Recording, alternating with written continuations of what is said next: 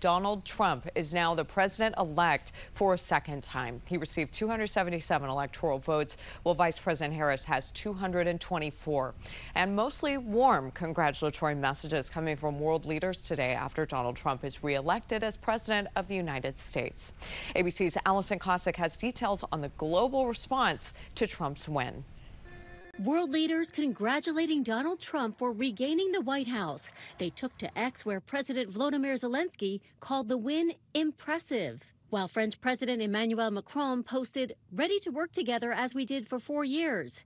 Canada's Prime Minister Justin Trudeau saying, "I know President Trump and I will work together to create more opportunity, prosperity, and security for both our nations."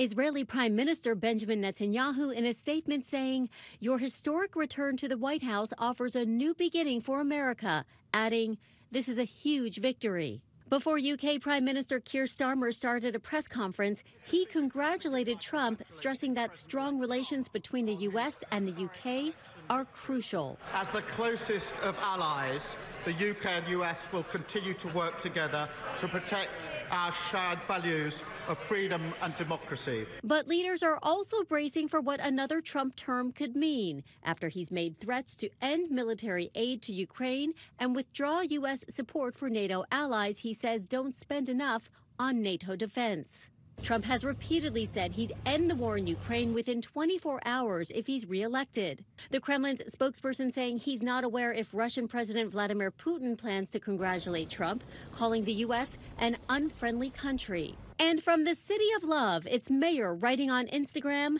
"The election of Donald Trump means bad news for the world, democracies, Europe, climate, women, and Ukraine." The Chinese Foreign Ministry only saying it hopes for peaceful coexistence. China is concerned about a trade war after Trump has vowed to place tariffs on Chinese goods as president of the United States.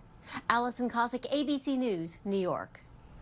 Well, now that Election Day is over, the big question, what comes next? Well, tomorrow, the state certification of results begins. On November 11th, the presidential transition briefings began, and on December 17th, electors vote.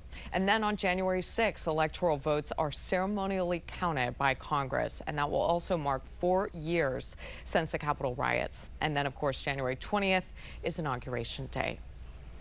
Well, right now, Maryland's 6th district congressional race is still too close to call. And at this point, Democrat April Delaney and Republican Neil Parrott are neck and neck. And both campaigns say they are cautiously optimistic. This competitive House race focused on abortion, the economy, and immigration. And now to D.C., where incumbent Trayon White is the projected winner in Ward 8. And this comes as he faces a federal bribery charge to which he has pleaded not guilty. I feel confident that the people of Ward 8 have spoken. I feel like I'm going to win by a landslide, but I'm still humble and prayerful. But, you know, I hope it's in a loud message to the D.C. Council about keeping the decisions in the hands of the people, you know. I'm under a lot of scrutiny right now on this season of my life, but I'm forever prayerful and grateful for all God has done in my life and the people that's been supporting me along the way.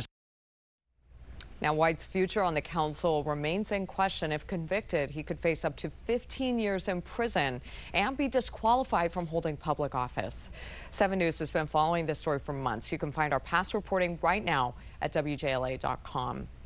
And we're also watching D.C. council's at-large seats with incumbents Christina Henderson and Robert White, along with 2 other candidates. And in Ward 7, Noah Montgomery and Wendell Felder are competing for that seat. Felder is the projected winner. All other city council seats are unopposed. Well, in Virginia's 7th district congressional race, Democrat Eugene Vindman is leading GOP opponent Derek Anderson right now, and they are vying to replace Democrat Abigail Spanberger. Instead of running for re-election, she is running for governor in the 2025 election.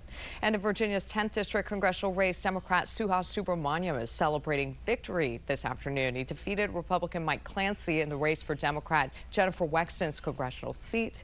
She, of course, is retiring because of health issues.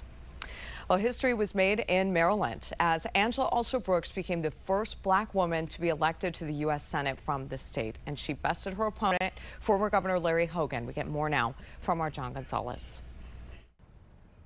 Prince George's County Executive Angela Alsobrooks is now U.S. Senator-elect. Angela Alsobrooks winning this crucial and very expensive race here in Maryland against former Governor Larry Hogan. We caught up with her early yesterday morning in Upper Marlboro when she arrived to vote with her daughter Alex. She told me that she was feeling very grateful and optimistic. Well, she grew up in Prince George's County. She has held various roles in the government throughout the state. After graduating from Duke University and the University of Maryland School of Law, she worked as a law clerk in Howard County's Circuit Court and then in Baltimore City's Circuit Court. Now, following her victory, Hogan stated on X, "I want to congratulate the county executive on a hard-fought victory.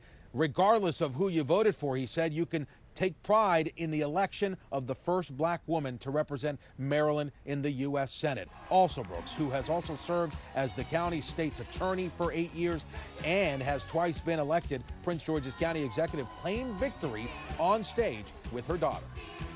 That's who she is, determined, committed, and always putting others first.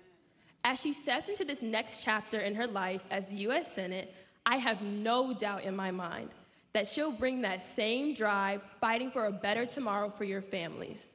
Alex should know that I first ran for public office because of her. And I ran for the Senate because of all of you, for the young people and the elders of our country, about the future that you one day will inherit, and the country that I know we all can be. Governor Wes Moore released a statement saying Maryland is better because of Angela Alsobrooks, and the United States Congress will be better because of her presence, too.